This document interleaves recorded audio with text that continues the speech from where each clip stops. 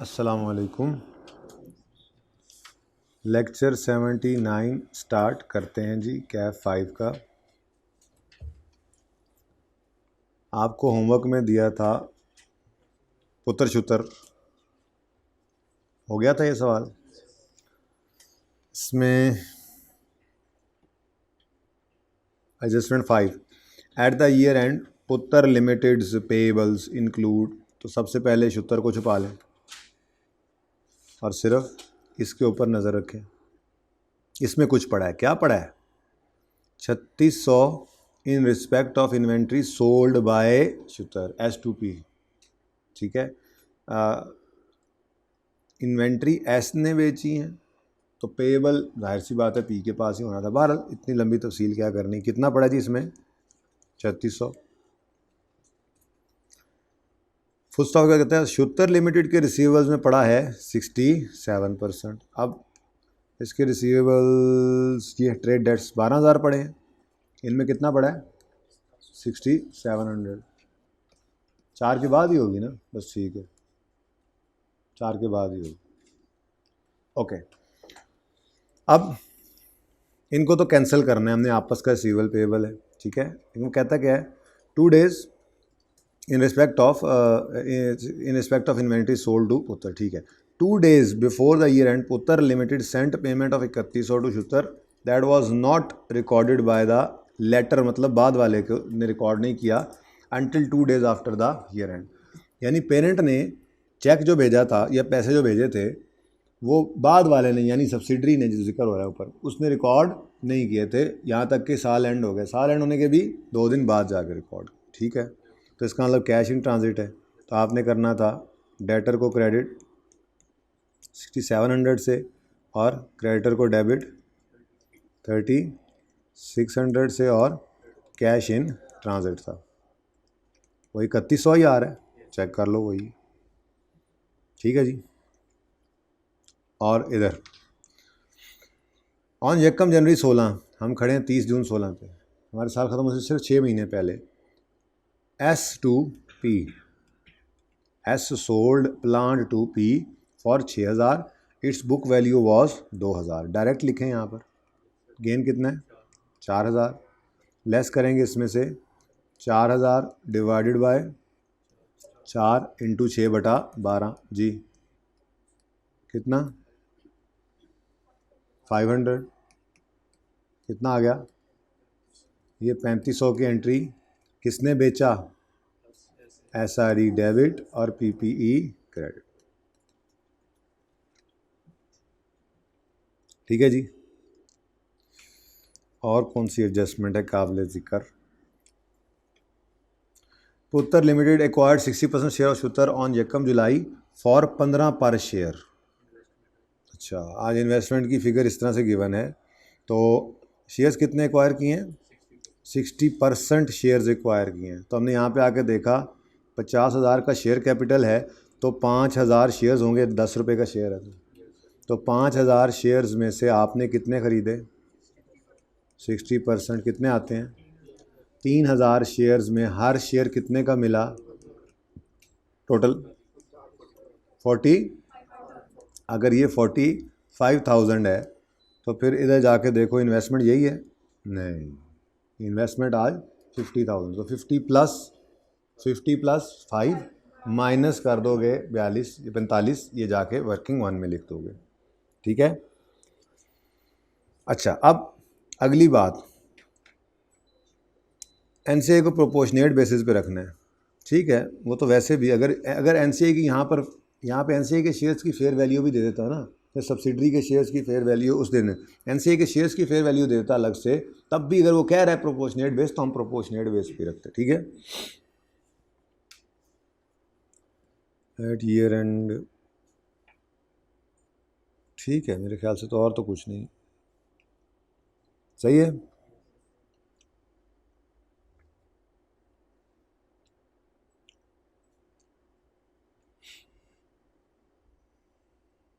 Dividend वाली adjustment है,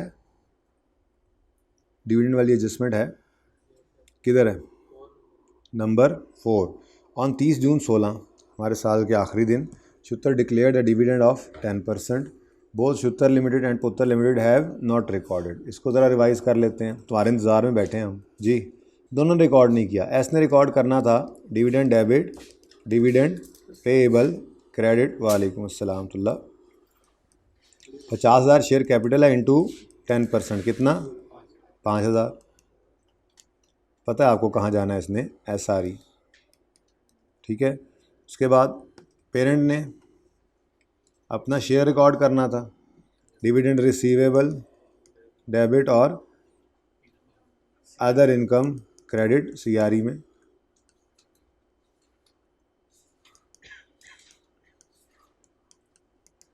और अपना शेयर 5,000 पकड़ा और उसका 60% लिया जल्दी से, 3,000। और फिर कैंसलेशन होनी थी कंसोलिडेशन के वक्त, ठीक है। अच्छा जी, तो रिसीवेबल क्रेडिट कर दिया हमने और पेएबल डेबिट कर दिया 3,000 से। तो ये सिनेरियो 1 था, ठीक है। ओके, नहीं किया ये सवाल? अच्छा, पानी बहुत था, सवाल तो किया था नहीं। ओके,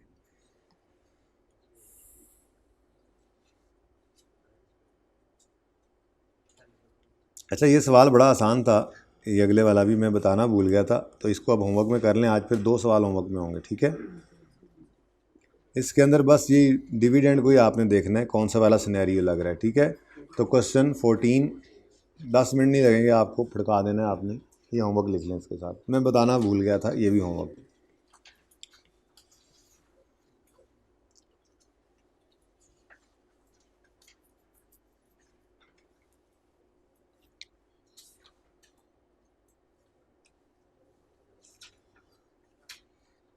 अच्छा जी, थोड़ी सी डिस्कशन वैसे ही पहले कर लेते हैं ज़रा। नई चीज़ के ऊपर बात शुरू की थी परसों, लेकिन फिर कल तो हमने एक्स्ट्रा क्लास रखी थी ना, तो उसको ज़रा हमने डिसकंटिन्यू कर दिया था। मैंने आपसे कहा था कि पेरेंट यानी PTCL ने यूफोन के शेयर्स ख़रीदने थे और यहाँ पे सऊदी किंग बैठा हुआ था। तो पेरेंट ने कहा था कि आप हमें एस के शेयर्स दे दें,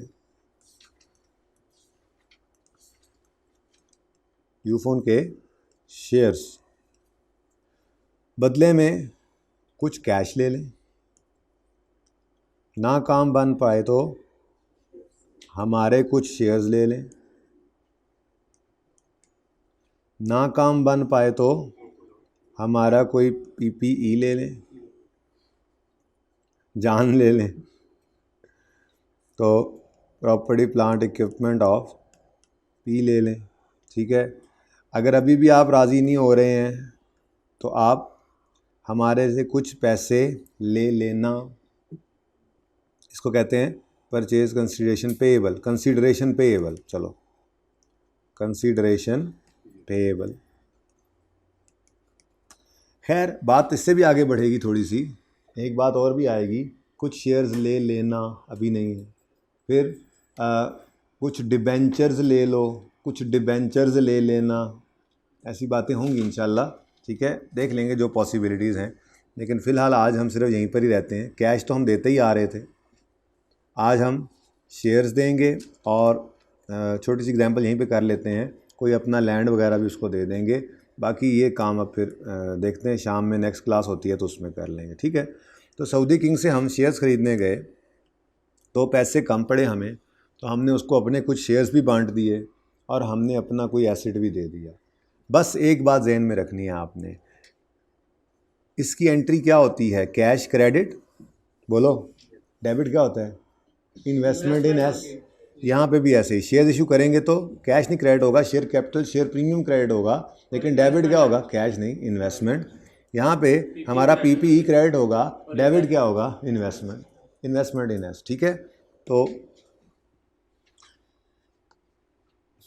P की सेपरेट फाइनेंशियल स्टेटमेंट्स में ये एंट्री होनी चाहिए, इन्वेस्टमेंट डेबिट, कैश क्रेडिट, फिर इन्वेस्टमेंट डेबिट, शेयर्स इशू किए उन्होंने, share capital, share premium credit, ये 2 काफ़ी हैं, ठीक है ना। आगे अगला फिर सवाल एग्जाम्पल के अंदर ही साथ देखते हैं, ठीक है। चलो एसेट ले लो, इन्वेस्टमेंट डेबिट और पीपीई, कोई लैंड को प्लॉट दे दिया जी, कोई लैंड क्रेडिट, पीपीई क्रेडिट, ठीक है। ये सारी इन्वेस्टमेंट इन एस को डेबिट कर रही हैं, ठीक है। यानी हमारे पास लैंड देकर, शेयर्स देकर, कैश देकर आ क्या रहा है, यूफोन के शेयर्स, आ क्या रहा है, यूफोन के शेयर्स, ठीक है।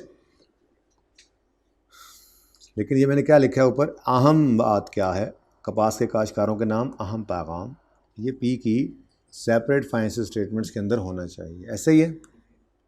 चलो एक छोटी सी एग्जांपल बनाते हैं, फिर असल सवाल की तरफ भी चले जाएंगे। असल सवाल ये बड़ा है, चलो। पी एक्वायर्ड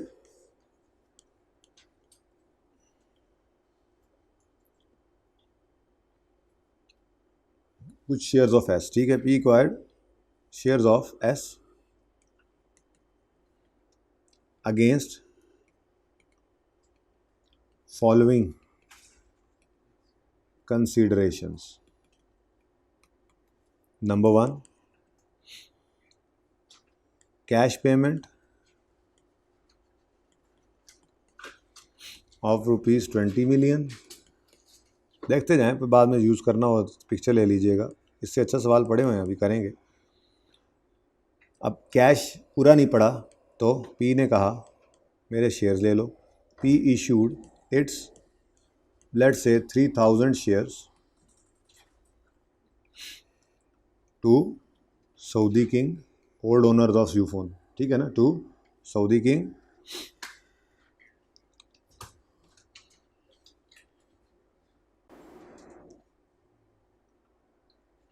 अब इस दिन शेयर फेस वैल्यू के ऊपर देंगे हम या फेयर वैल्यू पे देंगे, सोच के बताऊँ। फेयर वैल्यू पे, हमारा शेयर मार्केट में जितने का है, देखो ना, अगर हमने सब्सिडरी के शेयर्स खरीदे, लेट्स से 100 रुपये के शेयर्स थे, उसने कहा 100 रुपये के लूँगा, तो हम फिर उसको या 100 रुपया देंगे या अपने शेयर्स की 100 रुपये मार्केट वैल्यू के बराबर शेयर्स ही देंगे ना। पागल थोड़ा ही कि फेस वैल्यू पे उसको इशू कर दें, ठीक है। तो shares of P, P shares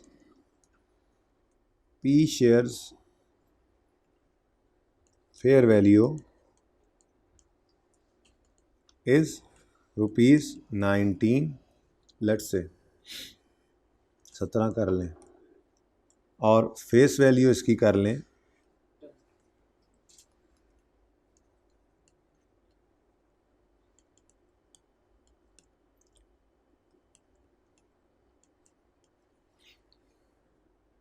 ठीक है। अब एंट्रीज कर लेते हैं इसकी। अच्छा एक और चीज़ भी डाल दें बीच में, वो भी अब अगले सवाल में आ रही है। नहीं पीपी नहीं, पी पेरेंट पेड वकील को पैसे दिए, ये सारा काम करने के लिए हमें नहीं पता होता सारी चीज़ें, एग्रीमेंट कैसे होना है, सारा कुछ ट्रांजैक्शन कॉस्ट, ठीक है। तो पी पेड लॉयर, यानी ट्रांजैक्शन कॉस्ट की बात कर रहे हैं, यहाँ पे भी हैं, हर ट्रांजैक्शन की कुछ ना कॉस्ट तो पड़ती हैं, ठीक है। P paid to lawyer rupees, P paid lawyer a fee of rupees let's say 70,000, 17-20, ठीक है, 70,000 रुपये उसने ले लिए हमसे, खरे कर लिए। अब ये तीन चीज़ें हैं, इसकी एंट्रीज कर लेते हैं। सबसे पहली एंट्री बताओ जी, सबसे पहली एंट्री क्वेश्चन है investment debit, investment in S debit अलग अलग रखने दो, कैश क्रेडिट कितने से, 20 मिलियन रुपए से, पता लगे ना, सब्सिडरी खरीदी है। उसके बाद नंबर 2 शेयर्स इशू किए, शेयर्स नए प्रिंटिंग मशीन से छाप के देते हैं, ठीक है ना, तो शेयर्स नए हमने इशू किए। अब investment in S debit share capital share premium credit, आपको याद होगा ये एंट्री पहले हम ऐसे सीख के आए हैं, हम कहते थे जी cash debit share capital share premium, ठीक है। यहाँ पे हम लिखते थे जितना कैश आया, फिर यहाँ पर नंबर ऑफ़ शेयर्स तो बताया है ना, नंबर ऑफ़ शेयर्स कितने हैं, 3000 शेयर्स हमने अपने इशू किए, ठीक है। इधर आएगी फेस वैल्यू और इधर आएगी अबव फेस वैल्यू, जितनी अमाउंट है वो कितनी है, 7 रुपये, तो बोलें 30,000 और 21,000, ठीक है। अब बैलेंसिंग फिगर कैश में डाल सकते थे, वैसे निकल भी आते थे, लेकिन आज कैश नहीं आया, आज हमें कैश की बजाय investment in shares, investment in S के शेयर्स मिले हैं, तो इसको बैलेंसिंग निकाल लें। वैसे अगर आप चाहें तो आप ये कर सकते हैं कि 30,000 शेयर्स हमने 17 रुपये के हिसाब से इनको दिए, ये भी लिख सकते हैं। कितना आ गया? तो आपकी मर्ज़ी है, जैसे लिख लें। बैलेंसिंग निकालना है, बैलेंसिंग निकाल लें, ठीक है। तीसरी चीज़, पेरेंट ने लॉयर को 70,000 रुपये फीस पे की है, इसका क्या करें? इन्वेस्टमेंट में आज तक ऐसे ही सीखा था, पीपीई खरीदने गए तो ऐसी लॉयर वाली फीसों को हम कंसल्टेंसी को ऐड कर देते थे। इन्वेस्टमेंट प्रॉपर्टी में भी ऐसे ही कर लिया, इंटेंजिबल वगैरह में भी ऐसे ही करते हैं, इन्वेंट्री में भी कर लेते थे अगर कोई ज़रूरत पड़ती थी तो। लेकिन IFRS 3 और 10 कहते हैं आपने इसको एक्सपेंस आउट करना, पेरेंट का एक्सपेंस है ये, ठीक है, बस पेरेंट का। हाँ तो फिर सही है ना, इसीलिए तो बताया आपको, वरना तो आप वही करते जो आप कह रहे हैं। एक्सपेंस डेबिट कैश क्रेडिट, कौन सा एक्सपेंस है ये? ट्रांजैक्शन कॉस्ट, ठीक है जी। कितना? इसकी सही ट्रीटमेंट ये है अगेंस्ट IAS 16 एटसेट्रा, ठीक है। आज तक IAS 16 के अंदर, लॉजिक फिर कभी दे दूंगा, IAS 16 के अंदर आज पहले ट्रीटमेंट देख लें। आज तक IAS 16 वगैरह के अंदर हम इस तरह के डायरेक्टली एट्रीब्यूटेबल कॉस्ट को ऐड करते थे, और यही काम अकाउंटेंट ने कभी कभी आपके कंसल्टेशन के सवालों में कर भी देना है, क्योंकि IFRS 3, 10 उसने नहीं पढ़ा होगा। तो ट्रांजैक्शन कॉस्ट को इन्वेस्टमेंट में ऐड करना सही नहीं है। IFRS 3 और 10 कहता है कि आपने शेयर्स, इन्वेस्टमेंट इन शेयर जो की है सेपरेट बुक्स के हिसाब से देखें तो बस वो इन्वेस्टमेंट अलग से ही पढ़िए, ये ट्रांजैक्शन कॉस्ट आपका एक्सपेंस है। प्रॉफिट एंड लॉस के अंदर पेरेंट को ये एक्सपेंस पड़ा, ठीक है। और जाहिर सी बात है अगर ये रिकॉर्डेड नहीं होगा तो आप रिकॉर्ड करेंगे तो उस वक्त आपकी CRE पड़ी ही होती है बैलेंस शीट के सवालों के अंदर, ठीक है। इसकी पिक्चर ले लें। एक और एग्जांपल पहले कर लेने दें मुझे, एक और एग्जांपल, वैसे शायद वो आज आए ना सवाल में, लेकिन चलो शाम वाली क्लास, मतलब दूसरी क्लास में आ जाएगी। क्यों भाई, अयाज अपना महमूद है, दूसरी क्लास में आ जाएगी। आज दूसरी क्लास करेंगे ना। हाँ 4 बजे के बाद है, हम 2:30 से 4 रख लेंगे, ठीक है। वो क्यों गई है शाम को? खैर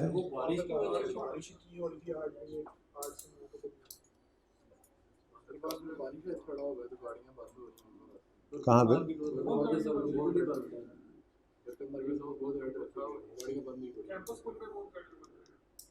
चलो अल्लाह गाड़ियों को भी खोले, रास्तों को भी खोले।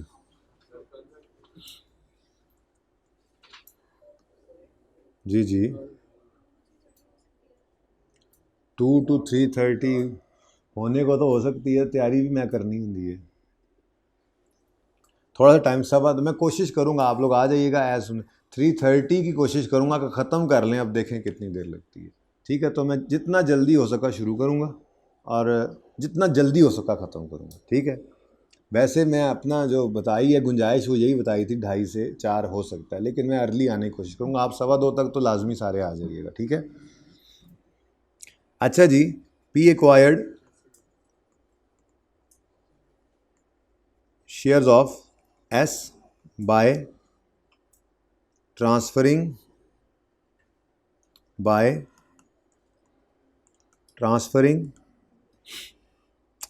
its building to old owners of S। जाहिर है सब्सिडरी को ना आनी, जान तो सऊदी किंग को ही है ना जिससे शेयर्स आए हैं, ठीक है। अच्छा, अब बुक वैल्यू, इस बुक वैल्यू बिल्डिंग की थी लेट से 50 रुपये, और इसकी इस दिन फेयर वैल्यू बाज़ार में अगर बेच दें तो कितनी थी? 70 रुपये, ठीक है। अब ज़रा थोड़ी देर के लिए भूल जाएं कि हमने शेयर्स खरीदे हैं, वही वाली बात आसानी सी में होती है, ठीक है। कैश डेबिट, आप कहते हैं जी फेयर वैल्यू ही मिला करती थी ना आपको हमेशा, फेयर वैल्यू, तो कैश डेबिट 70 रुपये, फेयर वैल्यू आपको बाज़ार से मिल गई, ठीक है। बिल्डिंग की बुक वैल्यू क्रेडिट कितने से 50 से, तो आपको क्या आ गया जी, प्रॉफिट एंड लॉस में बैलेंसिंग फिगर गेन। ठीक है, ये एंट्री हुआ करती थी। ठीक है, अब आज आपको कैश तो नहीं आना, आज तो आपको क्या आ रहा है, इन्वेस्टमेंट इन शेयर्स आ गए आपके पास, तो एंट्री वैसी। ठीक है, आपने क्या करना है, आपने इन्वेस्टमेंट इन एस डेबिट करके बिल्डिंग को क्रेडिट कर देना है। ठीक है, ओके। आपस का गेन नहीं है, आपस का गेन नहीं है, आपस का नहीं। मैंने इसीलिए ये बात लिखी थी, to old owners of S. Saudi king है हमारा, आपस नहीं रहा उनका, हमारा उनका कोई आपस नहीं था। पहले वो एस को होल्ड कर रहे थे, अब हम कर रहे हैं। वो घर चले गए हैं, ये सारा कुछ ले गए, हमारे पैसे, शेयर्स, बिल्डिंग तक ले गए। अभी आप कह रहे हैं आपस का, इतने अपने थे तो ये क्या करके गए। अच्छा, चलें जी आगे, आ जाएं जी फिर अब अपने सवाल पे। लें जी, इधर इसकी तो ज़रूरत नहीं थी ना, पिक्चर के ऊपर वाले की।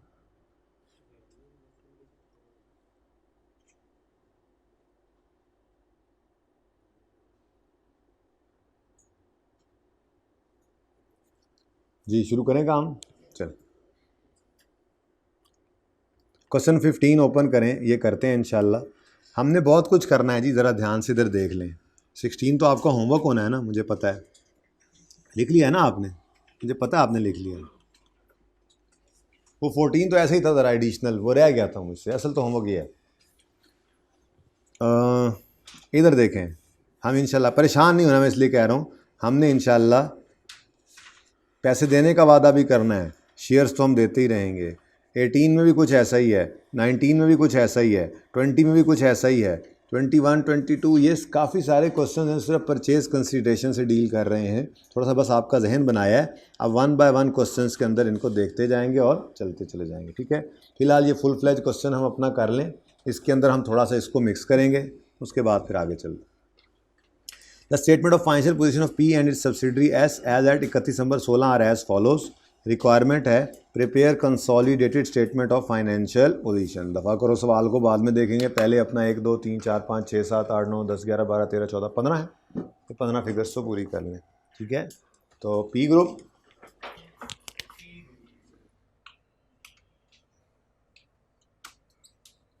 Consolidated statement of financial position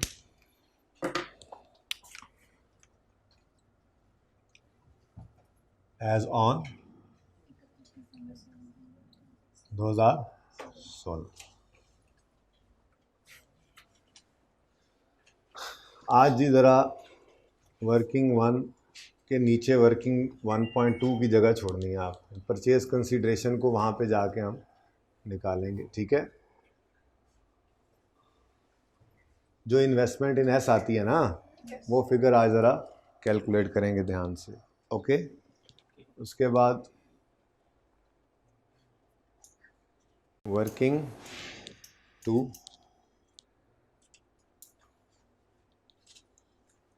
S R E, working 3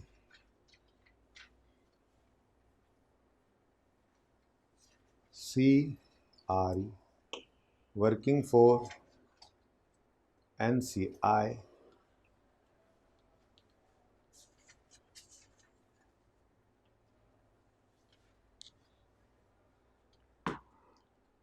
ठीक है जी। बल्कि ऐसा करते हैं, वर्किंग 4 को इधर रख लेते हैं, कुछ एंट्रीज़ करवाऊंगा ना, फिर वो मिटाऊंगा नहीं, वैसे करनी तो नहीं, वैसे मिटा देता मैं, लेकिन वो फिर मिटाऊंगा नहीं, आपकी पिक्चर में भी आ जाएंगी। नई चीज़ है, ज़रा यहाँ पे करें। ठीक है जी, शुरू करें काम। PPE 30421190 30 plus next investment in S as per question. नीचे गड़बड़ है, मैंने पढ़ाया नहीं है आपको ना, इसलिए मैं अभी पहले बता दूं, नीचे गड़बड़ है। इसलिए आज इसको आप वर्किंग में लेकर आएंगे और इसको सही करके लेके जाएंगे। वैसे सवाल के अंदर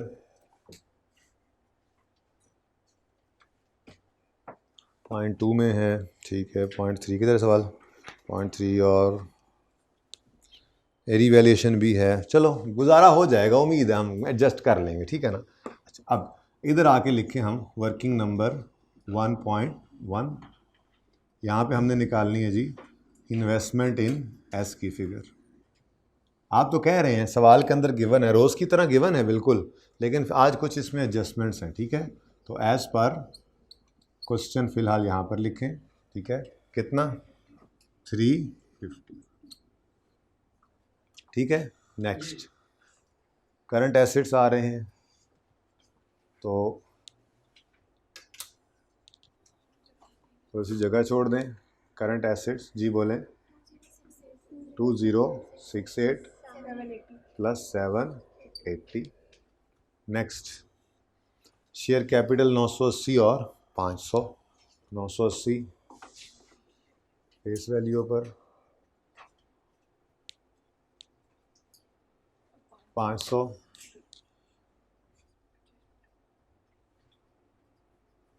एडजस्टमेंट अकाउंट।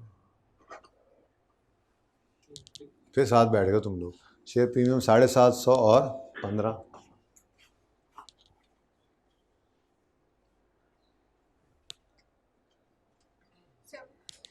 साढ़े 730 और only 15, only 15। Next retained earnings कहाँ कहाँ जाती हैं पता है आपको। वर्किंग 3 और वर्किंग 2, 3150 और 210। PRE 3150 और SRE 210। क्लोजिंग यानी बैलेंस शीट वाली, पक्का याद किया हुआ हमने। लॉन्ग टर्म बोरिंग्स 200 जमा 72 और करंट लाइबिलिटीज़ 400 जमा 1173। तो CRE NCI की जगह छोड़ दें। अभी साथ साथ नोट ना करें, 1 मिनट रुक जाए जी।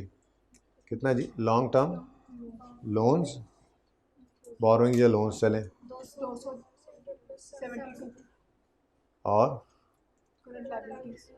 बल्कि करें फिर पर्चे में भी ऐसा हो सकता है ना, करें फिर गलत जो चीज़ होगी काट के लिखेंगे, ठीक है जी। करंट लाइबिलिटीज़ 400 जमा 1173।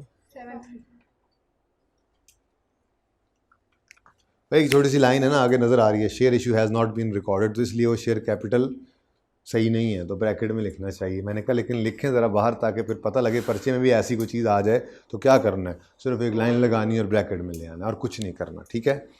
हाँ जी, यहाँ तक कोई मसला है तो बताएं। नहीं है, ओके।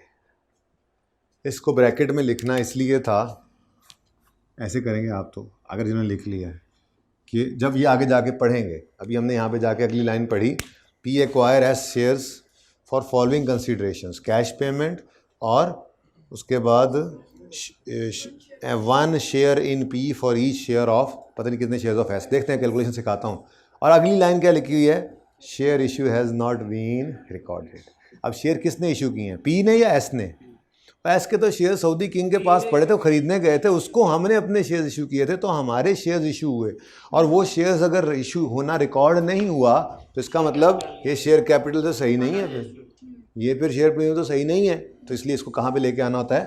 ये तो पहली बार ऐसा हो रहा है, आज तक कभी ऐसा नहीं हुआ था कि ये भी ब्रैकेट में आए हो। चलो ठीक है जी, चलें भी शुरू करें काम। फिर P acquired 60% of S shares on 1 जनवरी 16, हम खड़े हैं इस वक्त 31 दिसंबर 16 पे, okay good. Against following considerations, cash payment of 350 million, नज़र भी यही आ रहा है। इन्वेस्टमेंट, इसके अलावा इन्वेस्टमेंट डेबिट नहीं ना की उसने, वो तो कह रहा है शेयर्स तो रिकॉर्ड ही नहीं हुए, ठीक है। तो इन्वेस्टमेंट इन एस डेबिट उसने किया हुआ है 350 से, लेकिन which includes consultancy charges of 40 million and legal expenses of 10 million. तो ये 10, ये 40 और ये 10, 50, ये तो ट्रांजैक्शन कॉस्ट हैं, ये लॉयर वगैरह को पैसे दिए थे, एक्सपेंस आउट होना चाहिए था, लेकिन उन्होंने क्या कर दिया, वो कह रहा है कि हमने ये पेमेंट्स करके एस के शेयर्स खरीदे, और कह रहा है क्या 350 रुपये, जिसके अंदर शामिल है ये 50 भी, 40 भी और 10 भी। ठीक है, अब मसला ये है कि ये चीज़ बैलेंस शीट के अंदर नज़र आने वाली इन्वेस्टमेंट में नज़र आ रही है आपको। ठीक है, तो इसका मतलब 350 में ये 50 भी शामिल हो गया है। अब क्या करें, होनी क्या चाहिए थी एंट्री, एक्सपेंस डेबिट, लेकिन हो क्या गई, इन्वेस्टमेंट डेबिट कैश। सही करने के लिए इन्वेस्टमेंट में से इसको निकालना है 50। ठीक है, लेकिन इसकी अब छोटी सी एंट्री कर लेते हैं। इसकी एंट्री क्या है, इसकी एंट्री होनी चाहिए थी एक्सपेंस डेबिट। ठीक है, वो एक्सपेंस डेबिट किया हमने कहाँ, ये थोड़ी देर में देखते हैं, लेकिन फ़िलहाल हमने इन्वेस्टमेंट इन एस को क्रेडिट कर लिया। कितने से, 50। ठीक है, अब यही आपको कहा था कि ये खर्चा किसका है, पेरेंट का है, तो पेरेंट का खर्चा है तो कहाँ जाएगा, CRE। तो CRE डेबिट और इन्वेस्टमेंट इन एस क्रेडिट। ठीक है, तो ये मैंने 50 यहाँ से निकाल लिया और ये 50 वहाँ पे क्रेडिट हो गया। ये देखो यहाँ पे क्या हो रहा है, डेबिट, अर्निंग्स को कम कर रहा है, रिटेन्ड अर्निंग्स को कम कर रहा है। ठीक है, ट्रांजैक्शन कॉस्ट लिख देते हैं।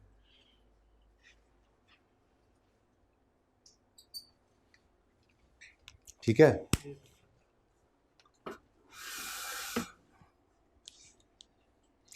Okay next. अच्छा ये वैसे लिख दें, ये क्या हुआ है, एक्सपेंस माइनस किया, बस ये यहाँ पर बस एक्सपेंस लिख दें, काफ़ी है, वहाँ पर लिख दिया है। टी कॉस्ट काफ़ी था, मैंने तो ज़्यादा तफसील से लिख लिया। चलें आगे। अच्छा अब कितनी होगी इन्वेस्टमेंट्स, अब सही होकर कितनी हो गई, ये 300 रुपये का कैश जो है ये बिल्कुल सही है, ये जाना चाहिए, ये जाना चाहिए। अगर अगली एडजस्टमेंट ना हो तो ये जाना चाहिए। ठीक है ना, अब सही हो गया ये। चलें आगे देखते हैं, अगर आगे कुछ ना हो तो फिर इसको इन्वेस्टमेंट में लिख देंगे। आगे कहता है P acquired 60% shares of S on Jacob January against following considerations, होना चाहिए था following considerations। Number 1 cash payment of 350, जिसमें गलती थी हमने सही कर लिया, and 1 share in P for each 10 shares of S। अब ये नई मुसीबत पड़ गई। बचपन के अंदर आप लोगों ने इस तरह से पढ़ा होगा, वो यूनिटरी मेथड याद है आपको, जो मैथ के टीचर्स पढ़ाया करते थे आपको बचपन में, कि अगर हर 10 वाले को, हाँ 5वीं 6ठी में, अगर हर 10 शेयर वाले को 1 मिलना है तो 1 वाले को 1/10, तो फिर तो ये वो करेंगे कैलकुलेशन। वैसे सिखा तो लूँ ना, पूरा तरीका करेंगे तो फिर इंशाल्लाह अपने शॉर्टकट से अपने तरीके से। ठीक है, लेकिन बचपन को तो ज़रा ताज़ा करें अपने दिमागों में। ठीक है,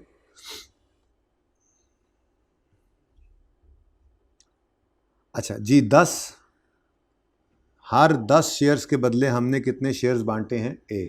यानी ये जो किंग बैठा था ना, किंग हमने इसको कहा हमारे शेयर्स चाहिए, मैंने कहा हाँ, मैंने कहा 10 शेयर उधर से फेंकोगे सब्सिडरी के, 1 शेयर हम इधर से PTCL का फेंकेंगे, तुम फिर 10 शेयर्स यूफोन के फेंकोगे, फिर हम 1 शेयर फेंकेंगे। असल में ये एग्जाम्पल जो थी ना ये वाली, इसके अंदर ज़िंदगी आसान क्यों थी, नंबर ऑफ़ शेयर्स बता दिए थे, कितने शेयर इशू किए हैं। लेकिन ऐसे पर्चे में नहीं आना, पर्चे में ऐसे आना है जैसे आप बात कर रहा हूँ, कि हम क्या कहेंगे सऊदी किंग को, भाईजान आप यूफोन के 10 शेयर फेंकेंगे, इधर से हम PTCL का 1 शेयर फेंकेंगे, फिर 10 शेयर फेंकेंगे, फिर हम 1 फेंकेंगे, फिर आप 10 फेंकेंगे, फिर हम 1 फेंकेंगे। ठीक है,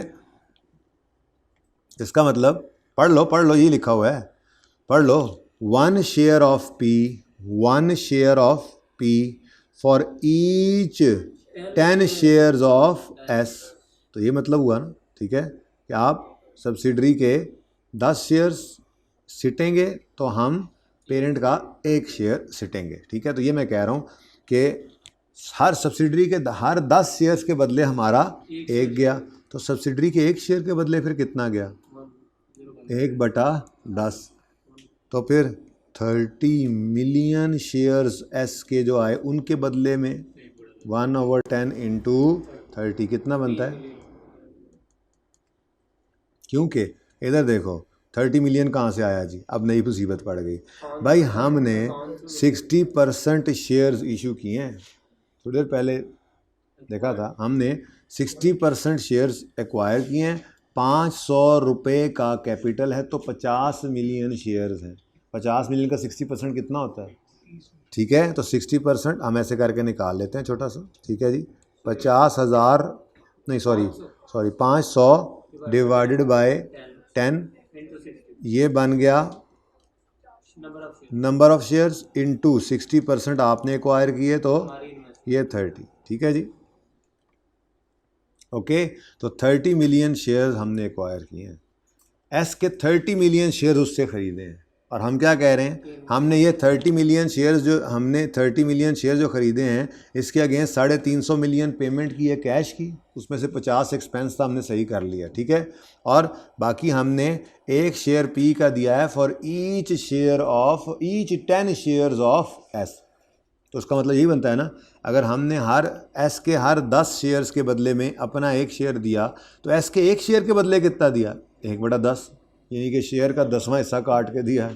ठीक है, और अगर उन्होंने 30 मिलियन शेयर्स फेंके हैं तो हमने 3 मिलियन फेंके हैं इस तरफ से। ठीक है, लेकिन ये ऐसे करना बिल्कुल भी नहीं। ठीक है, हम एक छोटी सी वर्किंग किया करेंगे। हमारी वर्किंग 2 क्या होगी, वर्किंग 2 ही है ना, 1.2 कर लें, फिर वो 1.1 बनी हुई है ना, वर्किंग 1.2। वर्किंग 1.2 में हम 3 स्टेप्स के अंदर 2 ही बन जाते हैं तो स्टेप्स, हम ये काम करेंगे। सबसे पहले हम कहेंगे पी एक्वायर्ड कितने shares of S, P acquired नहीं number of shares, P acquired 30 million shares of S. ये कैसे निकले पता लग रहा है? 500 का शेयर कैपिटल था, 10 फेस वैल्यू थी, तो डिवाइड बाय 10 किया तो 50 मिलियन टोटल शेयर्स थे। हमने 60% एक्वायर किया तो कितने, 30। ठीक है जी, स्टेप 2 ये हमने क्या कहा स्टेप 1 में, पहले ये तो देखो कि शेयर्स कितने एस के एक्वायर किए।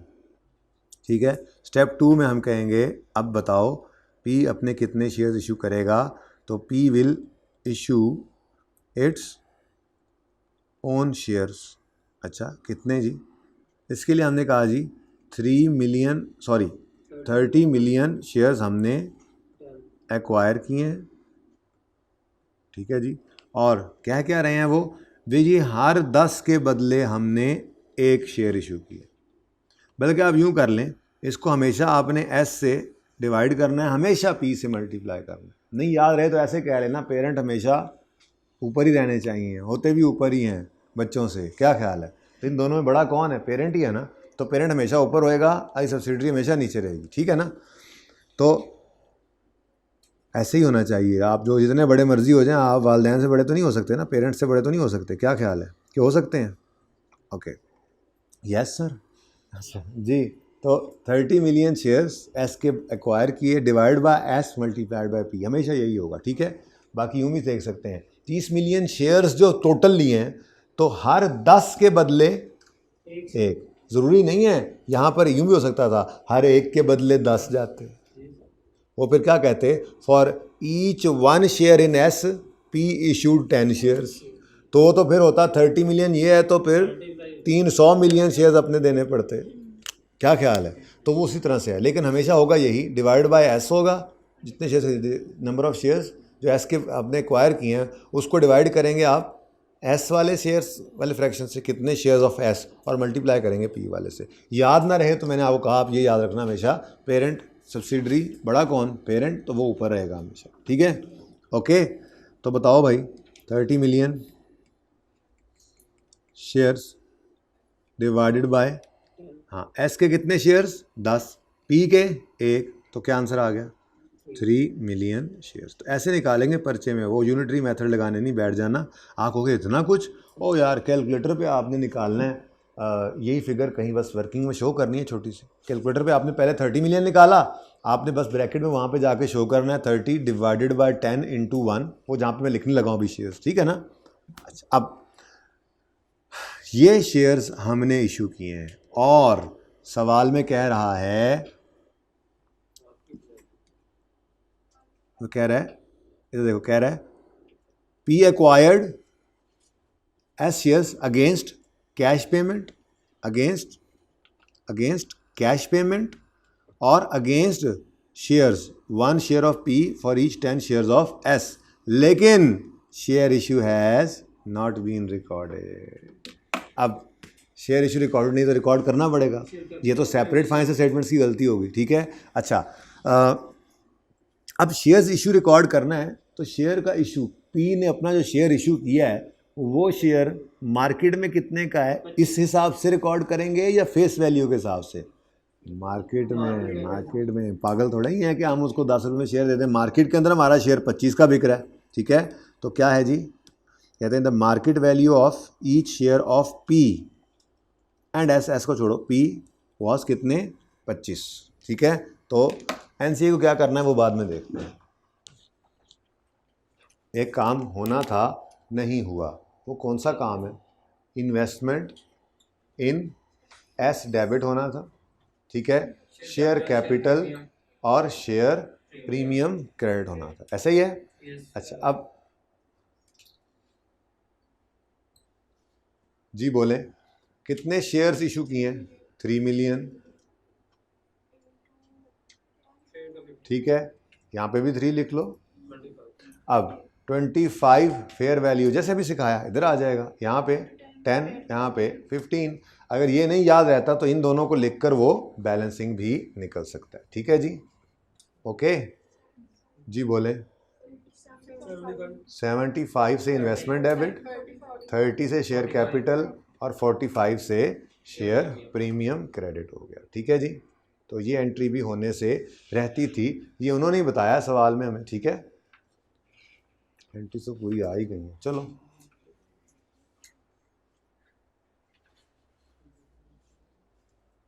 जी। तो पोस्टिंग कर लें फिर, ये तो मैंने एंट्री सिखाई है, पोस्टिंग तो करें अब इसकी, पोस्टिंग करें, पोस्टिंग करें कहाँ पे, ये इन्वेस्टमेंट हो गई डेबिट, ये इन्वेस्टमेंट ऐसे ही निकाल रहे हैं ना, इन्वेस्टमेंट हो गई डेबिट, शेयर कैपिटल बढ़ाओ क्रेडिट और शेयर प्रीमियम 45 से, ठीक है। मैं तो मिटा सकता हूँ लेकिन आपने क्रॉस लगाया हुआ, हाँ, एक प्यारी सी साफ सुथरी सी एक लाइन और फिर सही कर लें, पर्चे में ऐसा हो जाता है, ठीक है। हाँ कोई बात, इसलिए कह रहा हूँ कि आदत होनी चाहिए साफ सुथरी एक लाइन डालें, ठीक है। ले जी, बस नई चीज़ is over. Now tell me the total amount investment की, 375। तो ये 375 की इन्वेस्टमेंट है, ठीक है। ये क्या है, शेयर्स ऑफ, ये क्या है, शेयर्स ऑफ पी इशूड, ठीक है, डन। हाँ ये भी आगे सवाल तो बिल्कुल बच्चों वाला ही है वाकई।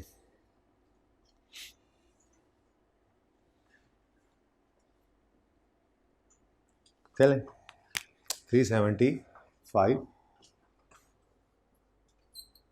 इन्वेस्टमेंट इन एस वर्किंग 1.1 से आ गया, ठीक है। और ये नंबर ऑफ शेयर्स, ये हमने वर्किंग, ये मैं वहीं पे एंट्री कर देता तो मैं पूरा रेफ़र कर सकता था वर्किंग 2 के अंदर। ये नंबर ऑफ शेयर्स जैसे निकाले हैं उसके लिए आप वर्किंग 1.1 इधर कर दें, बेशक नंबर ऑफ शेयर्स निकाल के दिखा दें। अब वो निकालने के लिए क्या करना है आपने ऐसे नहीं लंबी चौड़ी कहानियाँ करनी, वो तो सिखाने के लिए, लेकिन अभी करते रहें। नंबर 1 स्टेप, एस ने एक्वायर किए number of shares 30 million, P ने एक्वायर किए कितने 30 मिलियन शेयर्स। तो अपने कितने इशू किए 30 डिवाइडेड बाय 10 इंटू 1, लेकिन वो यहाँ पर सिर्फ ऐसे ही शो कर दिया करें आप, P issued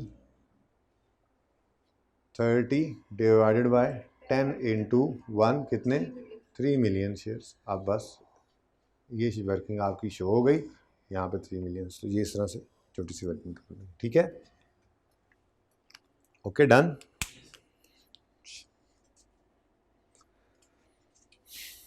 next, the market value of each share is 25 and 12।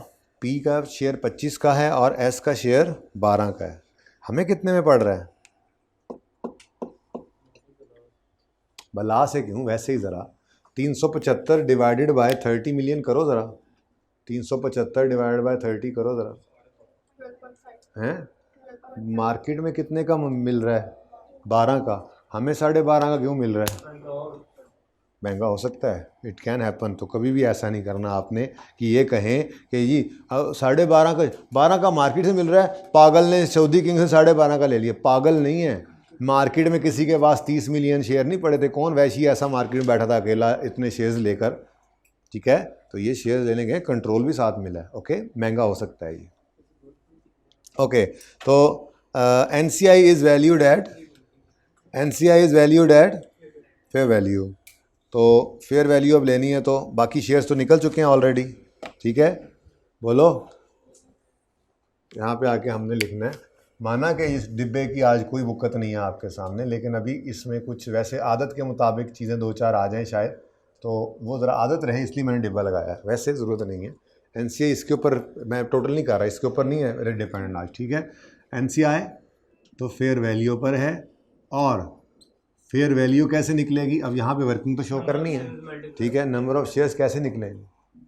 निकालने पड़ेंगे ना, इसको एग्जामिनर को बताना नहीं है कि 500 डिवाइडेड बाय ₹10 इंटू 40%, बस। उसके बाद उसको इक्वल करने की जरूरत नहीं है, इंटू 12 रुपीज़।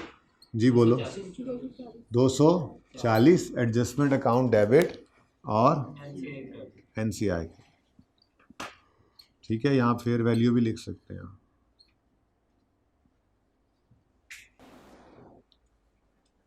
ठीक है।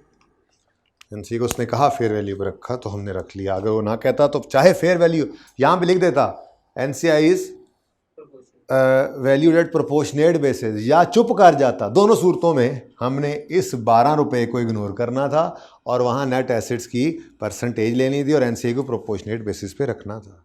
सिर्फ एस के शेयर्स की फेयर वैल्यू दे देने से हमने ये नहीं काम करने चल पड़ना कि इसको फेयर वैल्यू पे, ठीक है। वैसे खामोश नहीं रहेगा, बताएगा वो प्रोपोर्शनेट बेसिस या फेयर वैल्यू।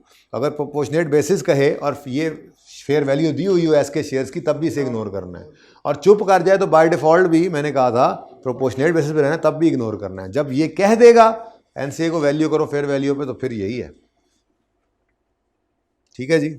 चलें आगे, अगले पॉइंट में क्या है जी, खैर से जी। नेट प्रॉफिट्स दे रहा है, पता नहीं क्यों। ओके, नहीं है गिवन, तो पॉइंट 3 भी साथ ही पढ़ें फिर।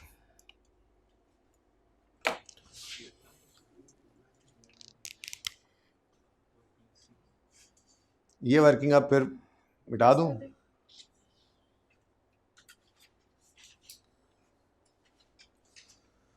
यहाँ कहीं कर देता हूँ भाई, पिक्चर वालों ने शक्ल बना ली होनी होगा, हमने पिक्चर बनानी थी, देखा हमें मरवा दिया ना सर ने। तो यहाँ पे बस डायरेक्ट ही करो। कितने थे? 30 divide by 10 into 1 is equal to 3 million, बस, ठीक है। अच्छा, 3 million shares of P issued. अच्छा, वर्किंग 6 जी हमारी आ गई। वर्किंग 6 में हम statement of changes in equity का ओनली रिटेन्ड अर्निंग का कॉलम बनाते हैं, ठीक है। फिलहाल ऐसी किताबों में बना रहे हैं। तो statement of changes in equity में आता है सबसे पहले ओपनिंग बैलेंस। हमारा साल कौन सा है? 31 दिसंबर 16 वाला। तो 1 जनवरी 16 का ओपनिंग आएगा, फिर फाइनल ऑफ 15 आएगा, इंटरिम ऑफ 16 आएगा, फिर पैट ऑफ 16 आएगा, और फिर closing balance.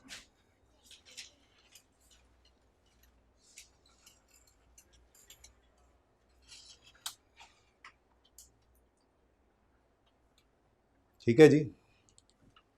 Okay, now net profit of companies given as below. Parent का प्रॉफिट ऐसे ही दिए जा रहा है परेशान करने के लिए, इग्नोर करना था। सब्सिडरी का प्रॉफिट उठाएं, कितना है 180।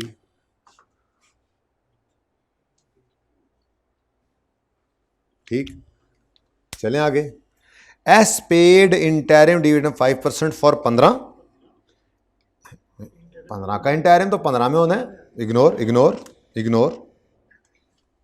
And interim dividend of 10% for 16। हाँ, ये हमारे काम की चीज़ है। इसका मतलब फाइनल डिविडेंड तो सवाल में है ही नहीं, ठीक है, सिर्फ है ही कौन सा, इंटरिम।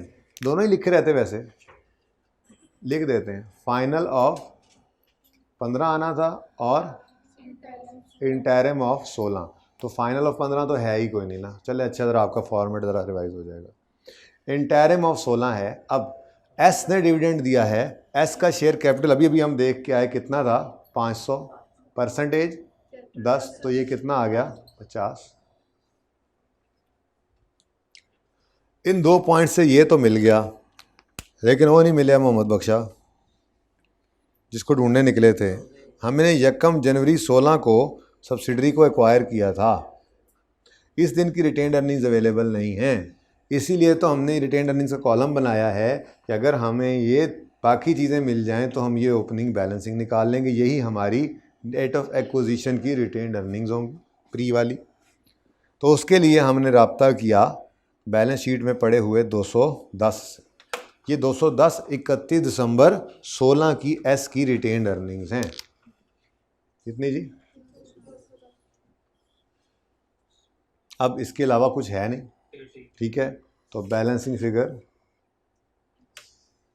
कितनी 80। ये 80 क्या है, एक्विजिशन डेट की रिटेन्ड अर्निंग्स, क्योंकि पी ने एक्वायर किया था एस को ऑन 1 जनवरी 16, तो ये हमने 1 जनवरी 16 की ही रिटेन्ड अर्निंग्स निकाल ली हैं। अब ये 1 जनवरी 16 की रिटेन्ड अर्निंग्स आ जाएंगी इधर 80 डेबिट और यहाँ पर ये 80 क्रेडिट। ठीक है जी, रिटेन अर्निंग्स ये प्री कहते थे, वर्किंग 6 से आज निकाल।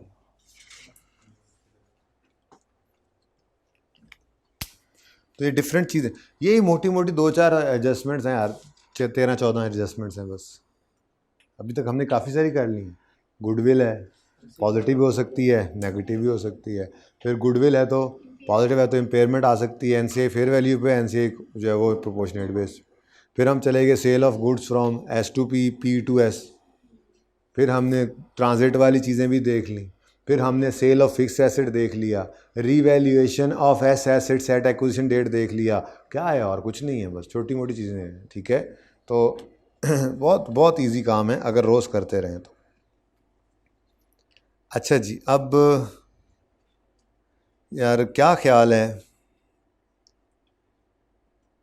डिविडेंड वाला काम पहले डिस्कस ना कर लें। एस पेड डिविडेंड मुझे पता है, लेकिन रिवाइज करते हैं इधर। एस पेड डिविडेंड, तो एस ने एंट्री की dividend debit cash credit, dividend payable, मतलब उन्होंने पे कर दिया ना, पे कर दिया उन्होंने, ठीक है। 500 का 10% 50, ठीक है जी। ये जहाँ भी जाता है, चलो एसआरई में जाता है, ठीक है, रिटेन्ड अर्निंग में जाता है उनकी, तो ये क्या है, ये ऑलरेडी हो चुका है। उसकी वजह नहीं, खामोश नहीं है, पेड है। पेड की एंट्री मैंने आपको कहा था, अकाउंटेंट कहाँ भूलता है, खामोश कहाँ है, कह तो रहा है पेड। पेड है तो फिर रिकॉर्डेड तो पक्की बात ही होती, फिर ये नहीं हो सकता पे हो और रिकॉर्डेड ना हो। नॉर्मली ये इस तरह के डिविडेंड मिस हो जाते होते हैं इससे। ये जो बोनस डिविडेंड होगा जी, कैश गया नहीं, कैश आया नहीं, तभी गलती तभी करता है वो। अच्छा जी, पेरेंट की बुक्स के अंदर क्या एंट्री हो चुकी है, उन्होंने पायन कैश, आने वाला कैश आपको कभी भूला है? फलां जगह से आना है कैश, कभी नहीं भूलेगा। Cash debit other income credit, ठीक है, सीआरई में करते हैं वो। और ये भी क्या है, 50 का रिवीजन कर रहे हैं सिर्फ, 60% आज वाला सवाल जो है ना, इससे अगला गोल्डन वाला, ओह गोल्डन सवाल है इससे अगला गोल्डन है, गोल्डन है, गोल्डन। तकरीबन पास पेपर ही है वो, एक पास पेपर है, तो इक्का दुक्का चीज़ें छोड़कर तो बड़ा ही ज़बरदस्त सवाल है। आपका लेवल ही बस और हो गया, तो कुछ भी नहीं करते थे, याद है, क्योंकि पेड है तो रिकॉर्डेड लाजमी होता है, तो ये ऑलरेडी पास्ट। तो ये सिनेरियो 5 था हमारा, परसों वाली क्लास में सिनेरियो 5 था। इसका मतलब ये हुआ कि जब भी कभी डिविडेंड पेड वाला सिनेरियो आएगा तो बैलेंस शीट का सब, पूरी बात करो, अभी 1-2 दिन बाद ये बदल जानी है, ठीक है। बैलेंस शीट का सवाल करते हुए हमने उसे इग्नोर किया था, ठीक है। और ये हमने परसों देख लिया था सारा कुछ कर करा के, ओके। तो लो जी, ये डिविडेंड को हमने यूज़ कर लिया, रिटेन अर्निंग निकालने के लिए तो यूज़ कर लिया, फिगर हमने ढूंढ ली, लेकिन उसके अलावा हमने इसको बैलेंस शीट का सवाल करते हुए क्या कर दिया, इग्नोर, ठीक है, okay. Next, the following table sets out those items whose fair value, revaluation भूले भूले से थे हम, परसों भी नहीं ना की, रीवैल्यूएशन डिविडेंड वाले सवाल से एक दिन पहले की थी, है ना, सरप्लस और लॉस आ गई, ऐसे ही है। अब क्या करें, और है ही कुछ नहीं। फाइनल अकाउंट का सवाल है ना, 150 एडजस्टमेंट्स उसके पास पड़ी होंगी, 200 पड़ी होंगी, 500 पड़ी होंगी उसके पास इन्वेंट्री में, एक कंसोलिडेशन के अंदर बस यही है, ठीक है। तो एंजॉय पासिंग मार्क्स हैं। फॉलोइंग इस टॉपिक में, following table set outs those items whose fair value on acquisition date was different from their net book value. These values have not been incorporated in S books of the accounts. होनी भी नहीं चाहिए थी। Inventory book value 12 है, fair value 5। ये लड़ाई उस दिन से चल रही है, एनआरवी छोड़ो, ये लड़ाई वो चल रही है, हो सकता है कॉस्ट ठीक ही हो, ठीक है, लेकिन बहरहाल अब उन्होंने कहा है कि एस ने अपनी किताबों में ये एंट्री नहीं की। अच्छा, 1-2 दिन तक हम एक सवाल ऐसा देखेंगे जिसमें हम ये काम करेंगे ना तो एस भी कर देगा, फिर वो अलग जब बढ़ जानी है, वो बाद में देखेंगे। फ़िलहाल तो सादा बात है, एस ने अपनी किताबों के अंदर ये एंट्री पास नहीं की। हुआ क्या, याद नहीं है, हम लेने गए थे सब्सिडरी के शेयर्स, तो उसने कहा था ये लैंड की वैल्यू चेक कराएं भाईजान, आप आ गए हैं उठ के शेयर्स ख़रीदने सब यू फ़ोन के। तो हमने कहा था अच्छा फिर प्लांट के अंदर से आवाज़ें भी आ रही हैं, वो भी चेक करो, ऐसे ही कहा था ना, ठीक है। फिर उसने कह दिया था अच्छा बिल्डिंग का तो पता ही होगा तुम्हें, बुर्ज खलीफा के बिल्कुल साथ है। तो हमने कहा अच्छा इन्वेंट्री की हालत देखिए अपनी, अब सलीड हुई पड़ी है, बासी हुई पड़ी है, गल सड़ गई है। तो ये लड़ाइयाँ उस वक्त की होती हैं। डेट ऑफ एक्विजिशन हर एसेट, हर लायबिलिटी, हर आइटम की फेयर वैल्यू निकाली जाती है ताकि सही पैसे उसको मिल सकें और हमारी गुडविल सही निकल सके। ज़रूरी नहीं है कि फेयर वैल्यू के मुताबिक पैसे मिल भी जाएं, कभी ज़्यादा भी ले लेता है वो, कभी कम भी, वो तो बात की बात है, लेकिन फेयर वैल्यू आनी हर चीज़ की चाहिए ताकि अल्टीमेटली गुडविल सही निकले, ठीक है। तो इन चीज़ों की वैल्यू नहीं थी बुक वैल्यू के साथ मिल रही, मतलब fair value book value different थी, ठीक है, और वो इनकॉर्पोरेट नहीं हुई। अच्छा जी, क्या है, बुक वैल्यू 12 है, फेयर वैल्यू 5 है। अब है क्या चीज़, इन्वेंट्री, तो 12 से 5 पे लाना है ना, तो लॉस है, तो इन्वेंट्री को कर दोगे क्रेडिट और रीवैल्यूएशन। अब आप कहोगे रीवैल्यूएशन लॉस, इसको रीवैल्यूएशन ही कह दो, एनआरवी लॉस मत कहो, फ़र्क तो कोई नहीं पड़ रहा। एक चीज़ सेटिंग में चल रही है कि जब हम सब्सिडरी को एक्वायर करने गए तो हमने उसके एसेट्स को फेयर वैल्यू पे लाया है। मैंने आपको कहा था ये कोई रीवैल्यूएशन मॉडल नहीं है IAS 16 का, सिर्फ हमने अपनी इस फेयर वैल्यू एडजस्टमेंट का नाम रीवैल्यूएशन सरप्लस रख दिया था, ठीक है। आप इसको फेयर वैल्यू एडजस्टमेंट भी कह सकते थे, आप फेयर वैल्यू सरप्लस भी कह सकते थे, फेयर वैल्यू गेन भी कह सकते थे एक्विजिशन डेट पर, लेकिन आसानी के लिए रीवैल्यूएशन सरप्लस रख दिया। वो भी IAS 16 नहीं था, तो ये भी IAS 2 नहीं है। होना चाहिए था IAS 2 में ऐसा, लेकिन उन्होंने नहीं किया हुआ था। पर हम इस वक्त IFRS 3 और 10 की बात मानते हुए चल रहे हैं। अगर आपको NRV लॉस भी लिख दें यार, तो जाना कहाँ है इसमें, जाना कहाँ, जाना वर्किंग वन में है भाई, जाना वर्किंग वन में है। ये एक्विजिशन डेट है, एक्विजिशन डेट की हर गलती को, हर एसेट की कमी बेशी को, अब आज तो लायबिलिटी की कमी बेशी को भी हम वर्किंग वन में लेकर जाते हैं, यही तो अर्ज़ कर रहा हूँ। ठीक है, कोई नहीं, ये बात अभी शुरू हुई है, ये चलेगी इंशाल्लाह अभी 2-3 दिन मुख्तलिफ किस्म की एडजस्टमेंट्स में। तो revaluation loss in working one debit और इन्वेंट्री क्रेडिट कितने से, ठीक है।